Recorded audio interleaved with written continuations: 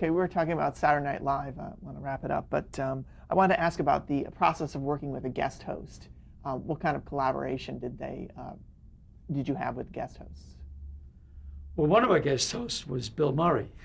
Came back to, he was a good friend of Gene's, and he knew that the show was struggling, so he came as a guest host, and he duck soup. He was right there, ready to do his own monologue, work with us, and that was a simple, and he was fun, and he worked very hard that night. He was in 3 sketches. One of them a dramatic sketch. He wanted to do something dramatic, and you can see subsequently why. I mean, he's a wonderful dramatic actor. So that was easy. Most of the guest hosts that we had, like Karen Black, she was lovely. We wrote her a monologue. She did it pretty well. She was good. God, it's a mishmash as to who came and guested with us. It's vague for me. But How was the press treating the series at this time? killing it. It wasn't what they knew. And how was it, the show itself? I would say of the episodes that I was involved in, probably 3 of them were strong of the 7. The other 4 were pretty mediocre, but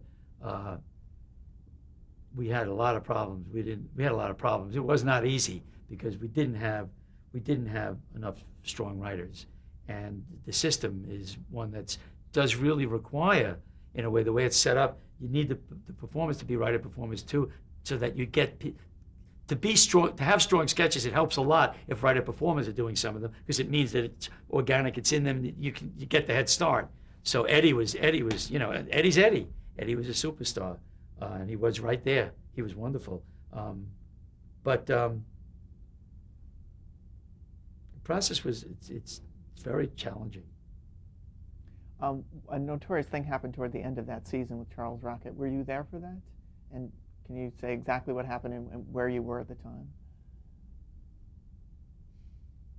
I was right there watching when he did it on the air, and we all didn't want him to do it. He had done it. He did it on purpose. He decided he wanted to do it. Not a good decision. And you had your hand over the phone if you're going to say that word, and of course, bingo. I mean, they went crazy at the network, and rightfully so. So, just a poor choice. Was there anything could you do about it, or did you do it in rehearsal, or how did you know? When it happened, we knew that it might happen. When it happened, it was he really did it, so that wipes out everything that came up to it. But, oh no, it wasn't just suddenly out of nowhere. I think he had maybe done a rehearsal and knew not to do it, and then did it anyway. He definitely did it on purpose. And exactly what was the aftermath? Screaming and yelling and people carrying on, and all the noise, and then it died down. And when you get right down to it, I don't know. Charlie was. You want to know something? Probably right to do it in a way, because it was kind of a bold thing. Because get right down to it. What's going on? What's going on? What is this censorship all about? This is interesting to be sitting here, because if you project way into the future, people looking back, listening to me, looking back into our era, they go, I don't understand why you couldn't. It'll be weird for people to say, I don't understand why you couldn't say whatever you wanted to say on television or in films. It'll be a strange concept, okay? Charlie Rocket was a guy who said what you're not allowed to say. Well, why shouldn't you be allowed to say it? So I think in a way you could say it was fine that he did it, but everybody screamed and yelled. It's strange to watch it nowadays. It's almost inaudible. It doesn't seem like a big deal. Exactly. To watch it today. Exactly. So you could say in a way he was a pioneer. And how did you end up leaving the series? Strike. Writer's strike. Pack up, guys, the Guild said. We're on strike. So here I was back in California and carrying a placard. Did you get any offer to return to the series? No, I'm going to have to tell tales out of court here, but no way that I would have gone back, because Gene got fired while I was still there, and I was kept on, but I wouldn't have gone back. It was very clear I wouldn't have gone back for a couple of reasons, but including it's submarine service, and even if I were very happy with certain people, you got to be really happy with everybody and delighted with everything to go in a submarine, and because that's what it is. It's 24-hour day job every day, and that's a lot, and it's got to be right before you do that, and I wouldn't have, and it was clear that I wouldn't. Did you have to break a contract, or? No, I'd only contracted for that year. Mm-hmm. And I went there, I was hired by Jean, and when she was fired, I felt like, actually felt like going right there because, starting from ground floor up with a new cast and new writing, coming up off the floor from the show that's considered a classic in its first 5 years is like, well, wait a minute, that's a rebuilding process. It's like in sports when the franchise stars are gone and you're building. It's a building process. Well, you need to build and you need to be supported. And there was a lot of politics, there was a lot of negative factors involved in that whole situation, and I kind of walked in on it, and I wouldn't stay. I didn't want to stay. I wasn't gonna work out my contract, but I wasn't happy with the people involved in taking over that show. And I didn't make any bones about it. Okay, I want to move along. I'm sorry to be vague. That's okay. I just want to mention a couple things and just get a quick reaction from you. You did a show called Thick of the Night with Alan Thicke, and why was that so short-lived? It never got off the ground. It was in a late night category, and it didn't need huge. I mean, ratings were small no matter what in that.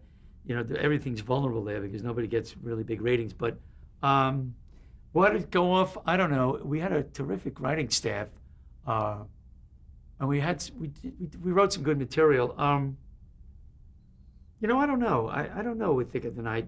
It's probably just was not. It wasn't that good. It just wasn't that good.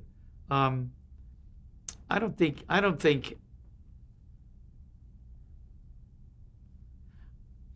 I think for that kind of a show to work, it requires that a star be someone that people turn on the set to see. I don't know.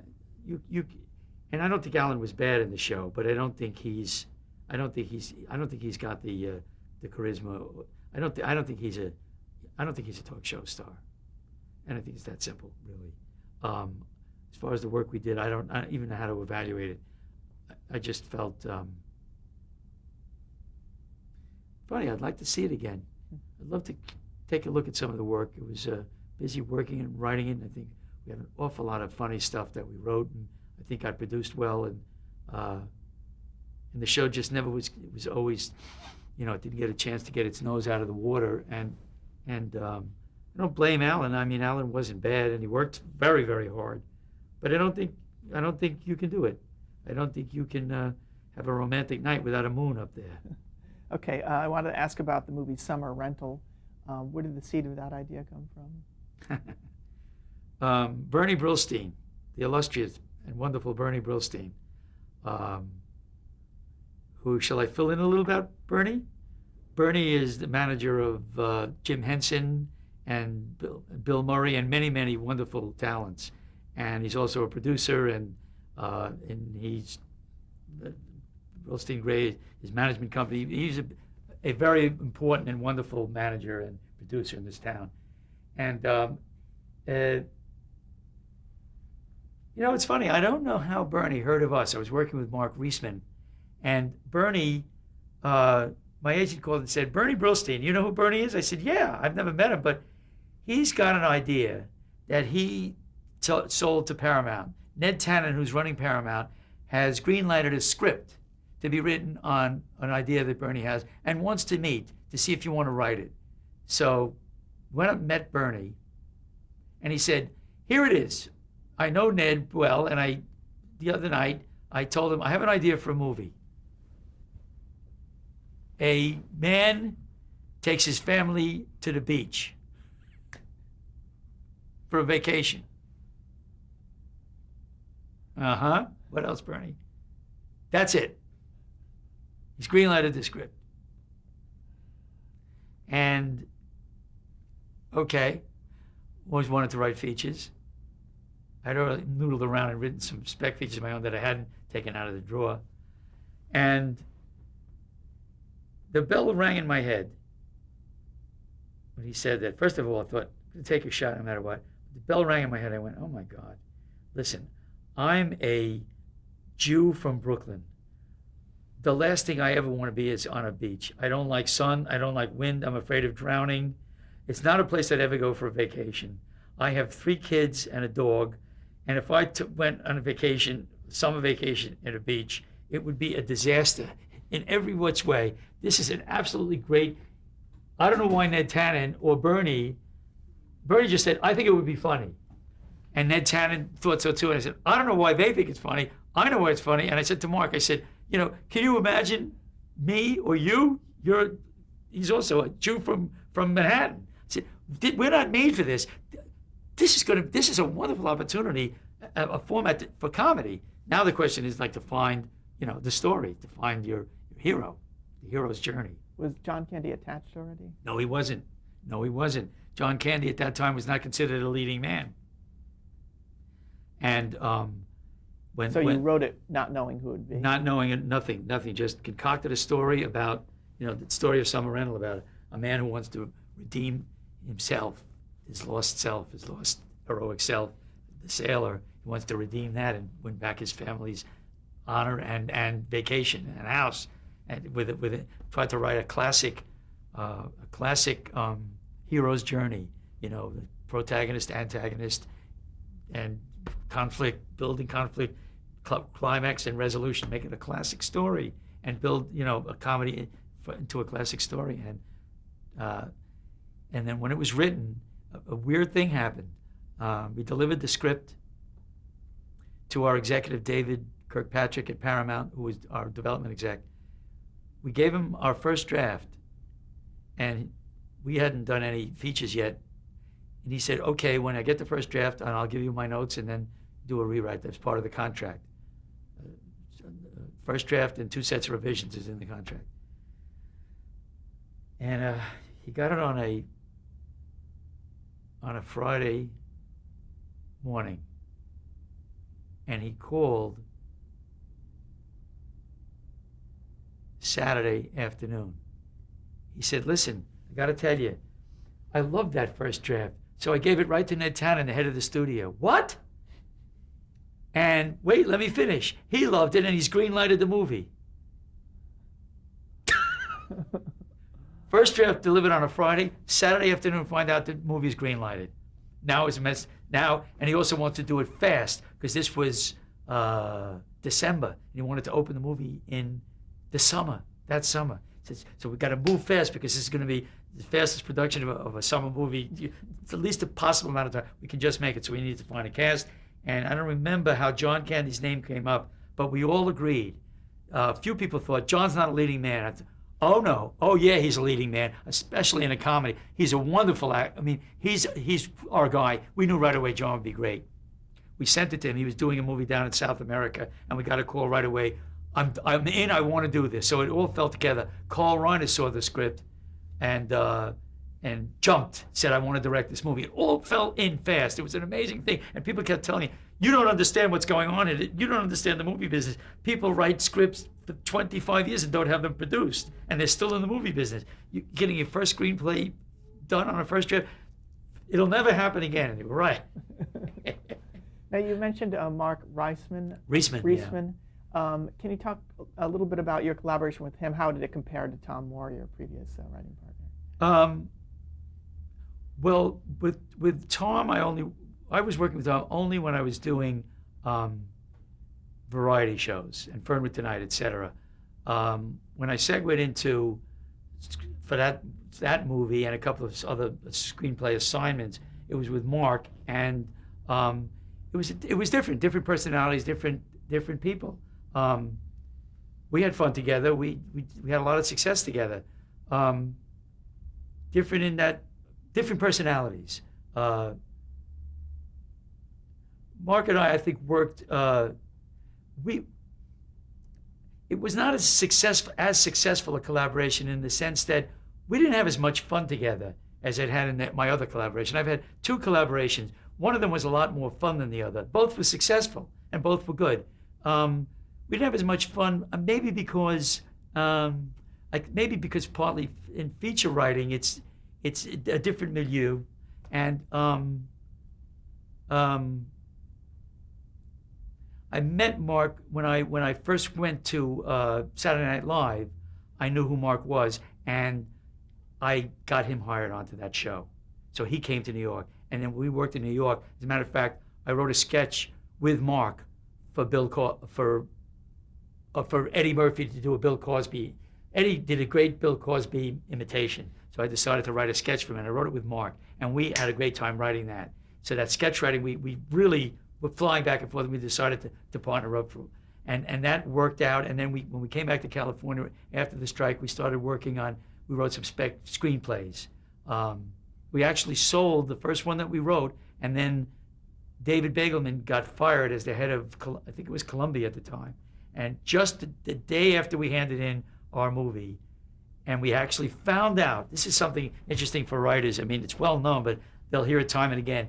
If you write a project in the movie business, if you write a screenplay, and if your screenplay is on a track to get made, just hope that there isn't a regime change. Because if there's a regime change, your dreams go down the drain.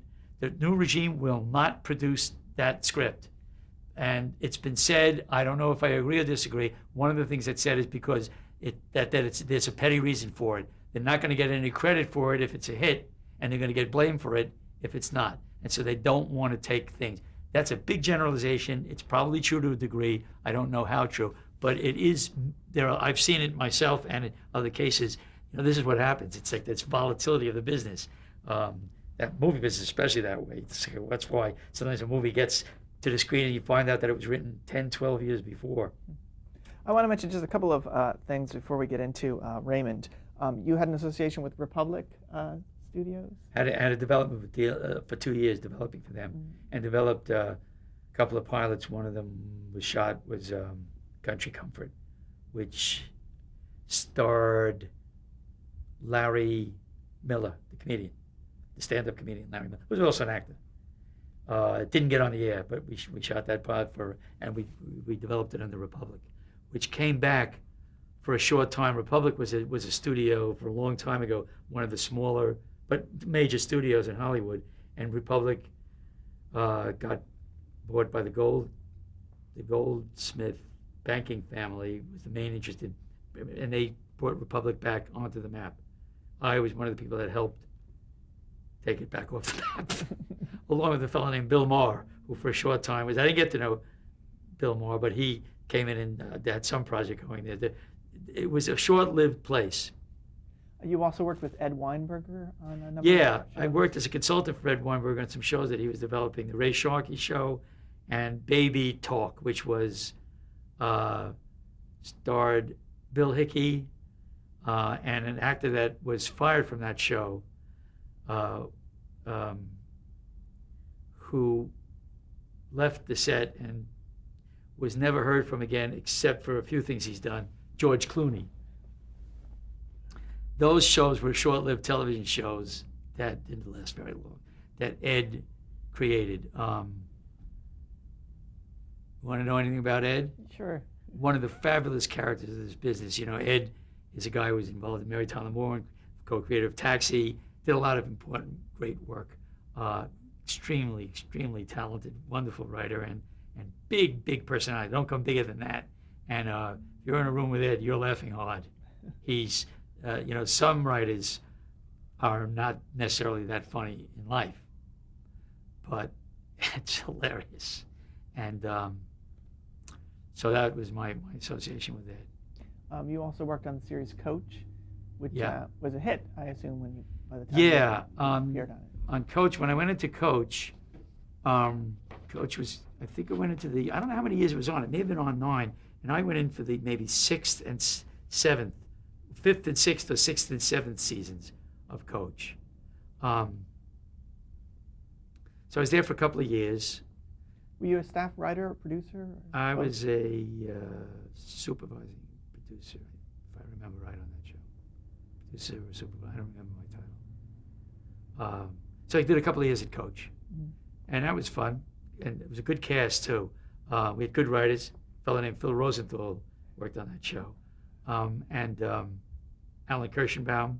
Alan Kirschenbaum was the head writer of that show. Good cast, Craig Nelson and Jerry Van Dyke, who's hilarious, and Shelley Fabre. It was a fun experience. I liked Coach because we were able to do some shows that had some real emotional resonance.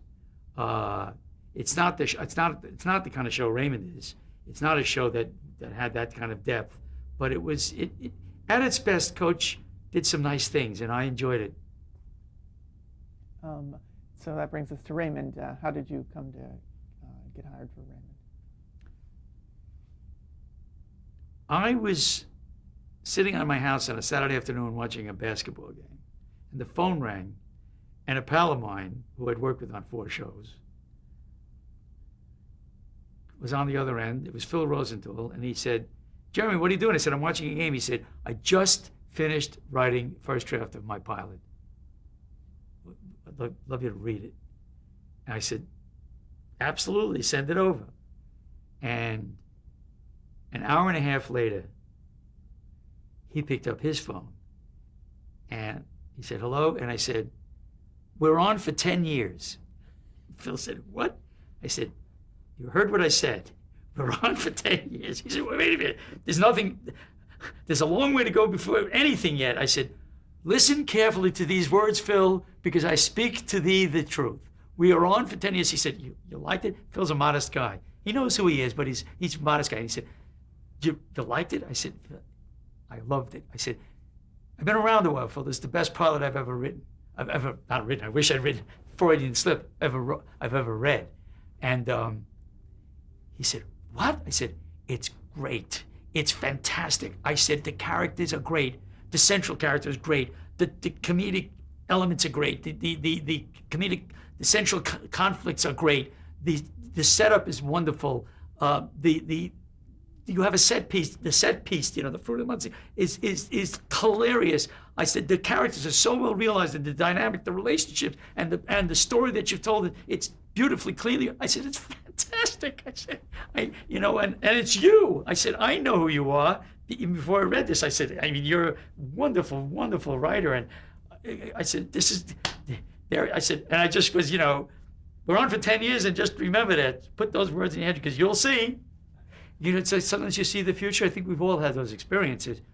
I saw the future. I saw the future. There was no way that this was not, because what it was and who had done it was very clearly, oh, this is great, and he does this, and he can do this, and nothing's going to stop this. There are people over the years that I've seen that way, and you go, you know where it's going. That was easy for me. Phil tells that story, by the way. He said, Jeremy said it's going to be on for 10 years, and Jeremy was wrong. We're only on for 9 years. So that's how it started. And can you tell me a little bit about reading that actual Fruit of the Month scene? It was not just the Fruit of the Month scene. The Fruit of the Month scene is hilarious, and it comes off the paper, even before it was so wonderfully cast.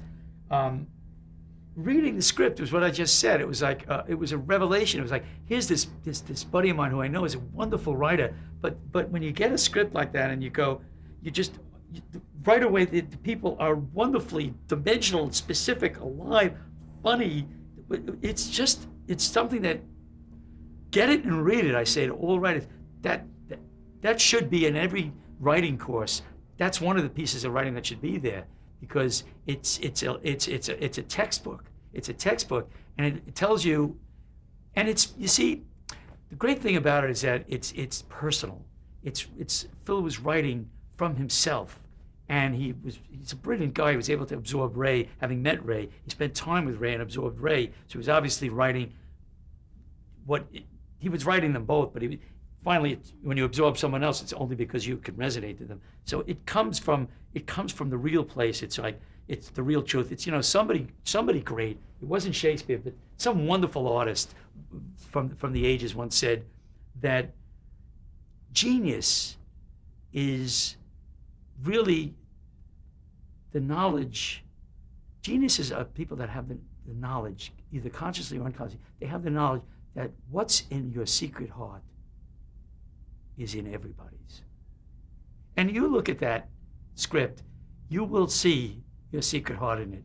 You don't have to even see the rest of the series, but it's there and it connects because it's the truth. It's wonderful comedy. It's wonderfully crafted. It's wonderfully dramatized. It's life heightened, dramatized. It's comedically exaggerated, but it's the truth. It's based on truth and something just as important, maybe even more important. Because what is the truth? It's based on love. It's all at its root, it's about human beings and their love for each other. It's what a family is. That's what's so great about a family show. I mean, a family show is what is a family? No matter what it is, our famous dysfunctional family. That's what we see on television. But the dysfunctional family that you run to the set to see is finally always, it's yours. These people are you.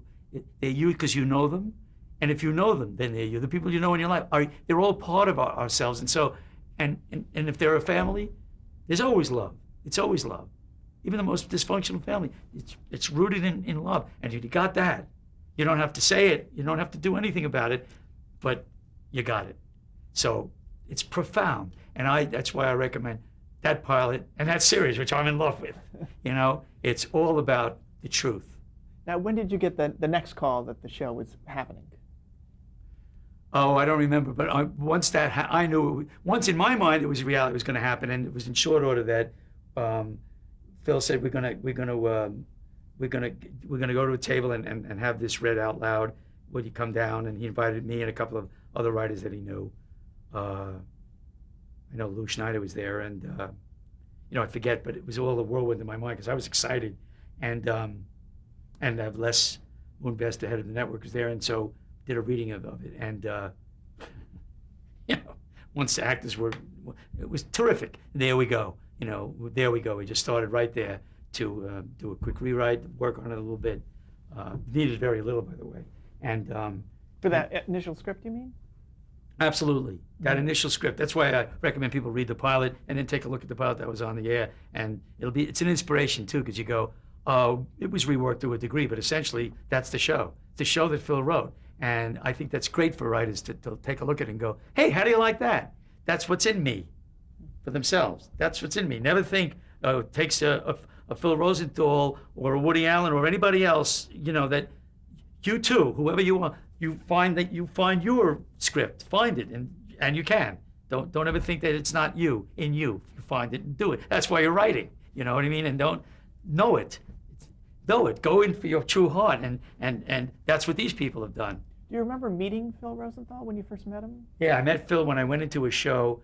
I got a call from a friend, Alan Kirschenbaum, and his show was on the air, and it was struggling. It was struggling to keep its rating. It was struggling to stay alive. And he said, "Can you come over here and join our show?" Because I was involved in another show that he knew was going to sink. We were actually on two sinking ships, but he had created his.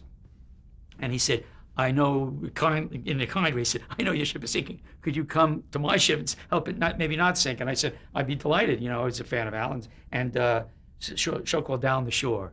And when I got to Down the Shore, a guy writing on it, he was actually working in a team with Oliver. Phil had a partner named Oliver, and they were writers on that show. And the first day I came on that show, we sat around, we schmoozed a while, and then Phil and I were down on the floor as they were rehearsing a scene, and Phil and I just started talking about the scene, giving our own notes to each other about it, and then started fooling around as people and making each other laugh. And I came home that night, I said to my wife, I said, "Honey, you know what? I started the show today. I'm glad I went already because I made a new friend today who's a peach of a guy, a sweetheart of a guy. He'll be my friend forever. I love this guy." And I came back about 3 days later. I came home to dinner and I said, "Marge, my new friend Phil, who I love so much," I said, "listen to this. He's the most talented guy I've ever run into in this business. He's incredible. He's so that's an extra joy." And then about 2 weeks later, I came home. I said, you know, my friend Phil, my dear buddy, who you haven't met yet, wait till you meet his wife. He's married to this peach. I said, this is just a thrill. So that's my starting with Phil. Okay, I'm going to stop you there. We're at the end of the tape.